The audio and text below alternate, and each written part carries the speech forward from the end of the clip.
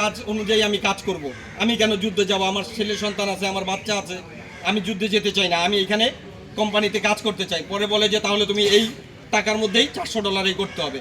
তো $400 এইভাবে কাজ করতেছি। তারপরে আমাদেরকে যে এরকম মুরগি, তারপরে গরু এগুলা কাটিং করায়। কারণ আমি গেছি কুক হিসাবে।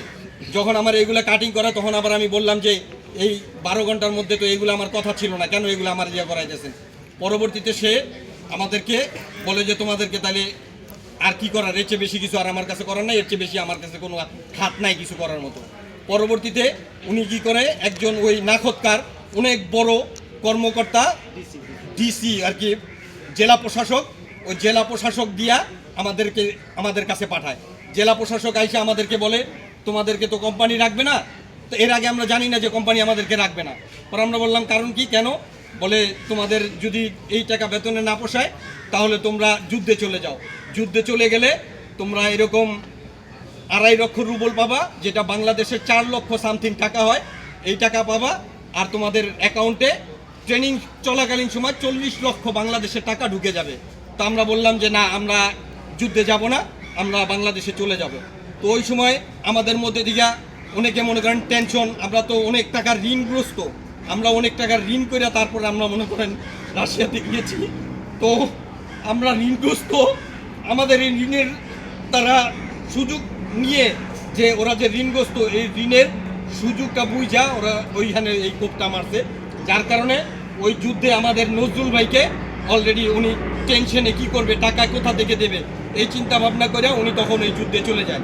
তো যুদ্ধে যখন চলে যায়, ওনার ছোট ভাই ছিল আপন, উনি কাজল, ও বলতেছে যে আমার ভাই যুদ্ধে গেলে আমি মরে যাবো। পরে উনি যুদ্ধের সমস্ত কিছু কন্ট্যাক্ট ফর্মে সাইন টাইন করে ফেলে। তখন আমি ওনার পাও হাত ধইরা, ওই আর্মির অফিসারের পাও হাত ধইরা কান্নাকাটা করি যে ওনার 2টা বাচ্চা আছে, উনি যুদ্ধে চলে গেলে ওনার বাচ্চা 2টাকে কে দেখবে। ওনারা বুঝাইলাম যে ভাই আপনার ঋণের টাকা আমরা পরিশোধ করে দেবো, বাংলাদেশ সরকারের কাছে প্রবাসী মন্ত্রণালয়ে যাবো, তারপরে আমরা বাংলাদেশের প্রশাসনের কাছে যাইয়া আপনার কথা বলবো, ইনশাআল্লাহ দেখবেন বাংলাদেশ প্রশাসন, র্যাব আমাদেরকে সহযোগিতা করবে, আপনার টাকা আমরা যে কোনোভাবেই হোক উঠে দেওয়ানোর ব্যবস্থা করবো। এই কথা আশ্বাস দিয়া ওনারা কোনো রকমভাবে আমরা ওই রাশিয়ান যে আর্মি, ওরা ওকে ছাড়বে না। ওরা বলছে ও কন্ট্রাক্ট পেপারে সাইন করছে, ওকে এখন যেতেই হবে। তখন মনে করেন আমরা এই কান্নাকাটি করার পরে পরবর্তীতে আমাদেরকে ওই নজরুলকে রাইখা দেয়। তো আমাদের 6 জনকে, নজরুলের পাসপোর্ট অলরেডি রাশিয়ান আর্মিরা নিয়ে যায়, যার কারণে নজরুল আর আমাদের সাথে আসতে পারে না। পরবর্তীতে আমাদের 6 জনকে এয়ারপোর্টে আইনা ইমিগ্রেশন পাস করে তারপরে মনে করেন আমাদের পাসপোর্ট আমাদের হাতে দেয়। ইমিগ্রেশনের আগে আমাদের পাসপোর্ট আর আমাদের হাতে দেয় না। পরবর্তীতে তারা এরকমভাবে টিকিট কাটছে যে ওই টিকিটটা Russia Vladivostok to China, China থেকে মালয়েশিয়া এমনভাবে টিকিট কাটছে যে আমরা মালয়েশিয়া নামার সাথে সাথে বিমান তার আগেই ছেড়ে দিছে, বাংলাদেশের বিমান, আমরা আর ওই বিমানে উঠতে পারি নাই।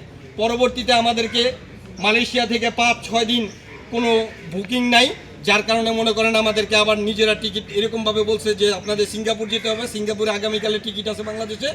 পরবর্তীতে সিঙ্গাপুরের টিকিট কাইটা সিঙ্গাপুর গেছি, তারপরে সিঙ্গাপুর থেকে পরবর্তীতে বাংলাদেশে আসছি। আমাদের রাশিয়া থেকে আসতে এরকমভাবে ও সিন্ডিকেট তৈরি করছে, ও এরকমভাবে আমাদেরকে পাঠাইছে, যার কারণে মনে করেন ওইখানেও প্রায় আমাদের 80,000 টাকা করে জরিমানা লাগছে এই টিকিটের জন্য। ঠিক আছে ভাই, আরেকজন বলেন।